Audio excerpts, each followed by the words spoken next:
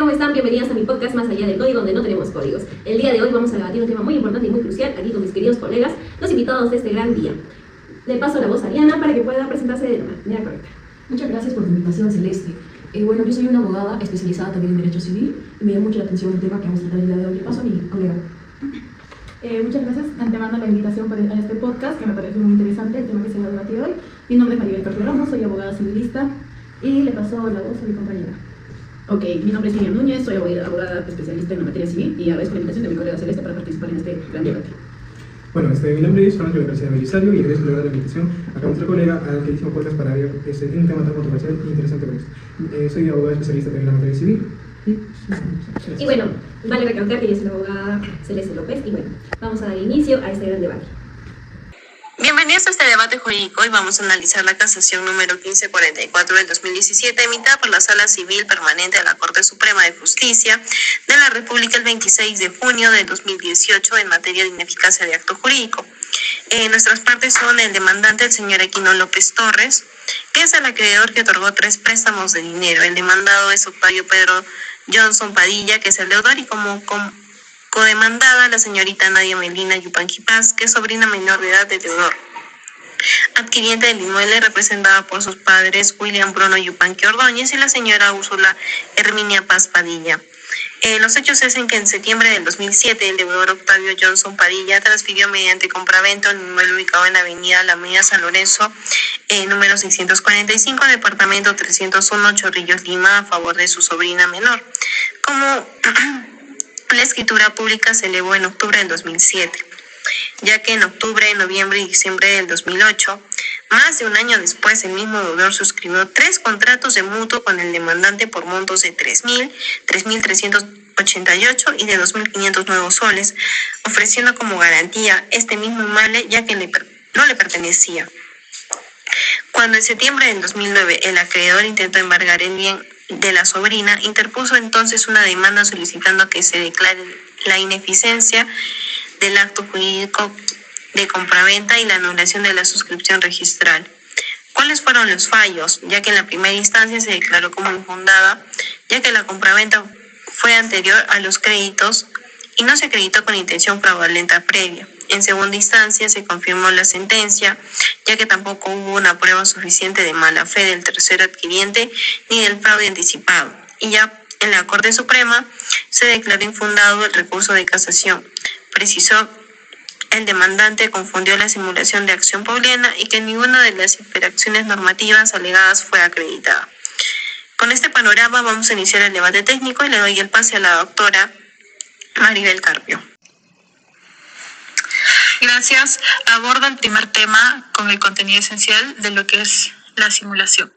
La simulación está regulada en el artículo 190 a 194 del Código Civil peruano. Se produce cuando las partes de un acto jurídico acuerdan declarar una voluntad que no coincide con su voluntad real, con la finalidad de crear una apariencia jurídica ante terceros. Puede ser de 2 tipos. Simulación absoluta en el artículo 190. Las partes aparentan celebrar un acto jurídico que en realidad no quieren en absoluto. El acto no existe en la realidad. Por ejemplo, fingir una compraventa sin que haya intención real de transferir ni de pagar. Simulación relativa. En el artículo 191, las partes celebran un acto real, pero la disfrazan bajo la apariencia de otro distinto. Por ejemplo, celebrar una donación, pero declararla como compraventa para eludir requisitos formales. ¿Cuáles son sus elementos? La doctrina identifica 3 elementos constitutivos de la simulación. Primero, el acuerdo simulatorio, pactum simulationis. En el concierto de voluntades entre las partes, aparentar algo distinto a lo que realmente quieren. Sin este acuerdo no hay simulación, solo error o reserva mental. Segundo, la divergencia consciente entre voluntad real y declarada. Ambas partes saben que lo que declaran no refleja su intención verdadera. Esto la distingue de otros vicios de la voluntad, como el dolo o el error, donde una de las partes desconoce la discrepancia. Tercero, la intención de engañar a terceros. Causa simulandi. El propósito de crear ante el mundo externo una apariencia jurídica que no corresponde a la realidad puede ser para perjudicar a acreedores, eludir obligaciones fiscales, ocultar el verdadero negocio, entre otros. Pero, ¿cuál es su efecto jurídico? Conforme al artículo 219, inciso 5 del Código Civil, el acto simulado absolutamente es nulo. La nulidad es absoluta, opera que pleno derecho y puede ser invocada por cualquier interesado e incluso declarada de oficio por el juez. En cuanto a los terceros, el artículo 194 del Código Civil protege a los terceros de buena fe que hayan adquirido derechos sobre la base del acto simulado, lo que introduce un límite importante a los efectos de la simulación. Continuamos con la doctora Vivian Núñez. Bien, corresponde ahora explicar el concepto de los elementos del fraude a los acreedores y la acción que lo combate, que es la acción pauliana o revocatoria. Primero, ¿qué es el fraude a los acreedores? El fraude a los acreedores se produce cuando el deudor, de manera intencional, dispone de su patrimonio mediante actos jurídicos válidos con el propósito de tomarse insolvente y así eludir el pago de sus obligaciones frente a sus acreedores. La acción pauliana regulada en el artículo 195 del Código Civil es el mecanismo que la ley otorga al acreedor para solicitar que ese acto sea declarado ineficaz, es decir, inoponible frente a él, aunque el acto sea perfectamente válido entre las partes que lo celebraron.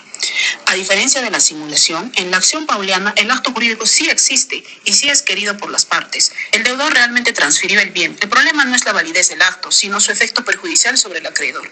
¿Cuáles son los elementos? La doctrina clásica existen las concurrencias de tres presupuestos. Primero, el eventum damis, el daño al acreedor. Debe existir un perjuicio real al acreedor, es decir, que como consecuencia del acto de disposición del deudor, el patrimonio de éste resulte insuficiente para satisfacer el crédito. Si el deudor conserva otros bienes suficientes, la acción pauliana no procede. Segundo, el concilium fraudis, el acuerdo o conciencia de fraude. El deudor debe haber actuado con conocimiento de que su acto perjudica al acreedor. En actos onerosos, este elemento también debe concurrir en el tercero adquiriente. Tercero, el conscientius fraudis, conocimiento del fraude por el tercero. Si el acto es oneroso, el tercero adquiriente debe haber conocido el perjuicio que el acto causaba al acreedor. Si el acto es gratuito, este requisito no se exige. Basta que el perjuicio del acreedor para que la acción prospere. Según el artículo 195, inciso 2, nos indica, cuando el acto de disposición es anterior al nacimiento del crédito, como ocurre en este caso, la norma establece requisitos adicionales para la presunción de intención fraudulenta del deudor. Se exige que éste hubiera informado por escrito al futuro acreedor sobre la existencia de los bienes antes de celebrar el contrato de crédito. El término que emplea la norma es que se había informado, lo que deja claro que esa comunicación debía ser previa, no simultánea al crédito. Este requisito, como veremos, fue determinante en esta resolución del caso. Asimismo, le doy pase al doctor Prats Alsina. Doctora, muy buenas tardes, gracias por pasarme la voz. Para empezar, tenemos que entender la diferencia fundamental entre la simulación y la acción pauliana para que así podamos aplicar ambos conceptos al análisis del caso en el cual tenemos la casación número 1544-2017. Debemos entender que aunque ambas figuras suelen confundirse porque pueden involucrar actos que perjudiquen a terceros, jurídicamente son instituciones completamente distintas. En la simulación, el acto que aparece exteriormente no refleja la verdadera intención de las partes. Puede tratarse de un acto inexistente o de uno distinto al que realmente quisiera celebrar. Por ende, existe una discrepancia consciente entre la voluntad real y la voluntad declarada. En cambio, por otro lado, la acción pauliana, el acto sí existe, sí fue querido por las partes y es válido jurídicamente, por lo cual tiene un problema, el cual el problema no está en su creación, sino en que genera un perjuicio para el acreedor. Por segundo punto, la simulación plantea un problema de validez del acto jurídico, por eso el ordenamiento responde con la nulidad. Por otro lado, la acción pauliana plantea un problema de eficacia frente al acreedor. El acto continúa existiendo, pero deja de producir efectos respecto a quien fue perjudicado. Dicho esto, comenzaremos con el análisis del caso concreto. En la casación número 1544, el demandante sostuvo que existían elementos que hacían sospechar a una simulación. Entre ellos mencionó que en la escritura pública no aparecía claramente el medio de pago, que existía vínculo familiar entre el transferente y el adquiriente, y que posteriormente el deudor siguió utilizando el inmueble como garantía. Pero sin embargo, la Sala Superior consideró que estos elementos no eran suficientes. En primer lugar, porque la ausencia del medio de pago no significa automáticamente que la compra-venta nunca haya existido. En segundo, porque el parentesco entre las partes puede generar sospechas, pero por sí solo no acredita un acuerdo simulatorio. Y tercero, porque la vía procesal utilizada no era la adecuada para discutir simulación, ya que el demandante había planteado una acción de ineficacia y no una demanda de nulidad.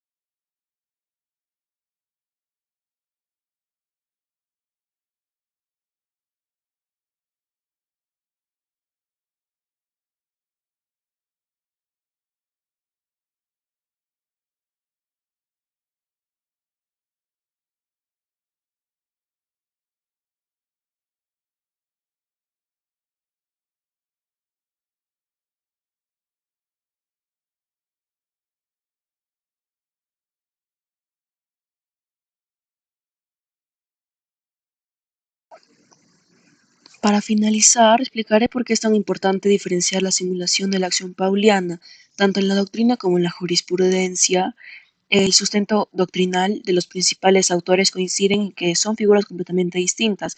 Johann Luca de Lena señala que la simulación afecta la validez del acto porque la voluntad no es real, en cambio la acción pauliana no cuestiona el acto sino sus efectos frente al acreedor. Y León Baradiaram afirma que la acción pauliana y el acto sí existe, pero solo se vuelve ineficaz frente al acreedor y no es nulo. Y la Corte Suprema también precisa que la simulación genera nulidad, mientras que la acción pauliana produce únicamente ineficacia relativa. Y el sustento jurisprudencial. La jurisprudencia ha mantenido este mismo criterio en la casación y la Corte establece que, para aplicar la presunción del artículo 195 del Código Civil, la comunicación del crédito debe ser previa al acto y de disposición de bien. Este criterio fortalece la seguridad jurídica y orienta a futuros casos. Como conclusión, hemos entendido que es importante distinguir entre las figuras porque cambia la estrategia del proceso. Elegir la figura equivocada puede hacer perder el juicio, aunque los hechos favorezcan al demandante, y los efectos son distintos. La simulación elimina el acto para todos y la acción pauliana solo permite que el acreedor demande y pueda ejecutar bien el bien. Y porque la ayuda de prevenir conflictos permite asesorar mejores a los deudores, acreedores y terceros para que surja el litigio. En conclusión, nos deja que es una gran enseñanza clara, no basta con tener la razón en los hechos, es indispensable elegir la figura jurídica correcta como prueba y para los requisitos, la simulación cuestiona la validez del acto, los actos de la acción pauliana y su eficacia frente al acreedor. Esa diferencia puede definir el resultado de todo un proceso.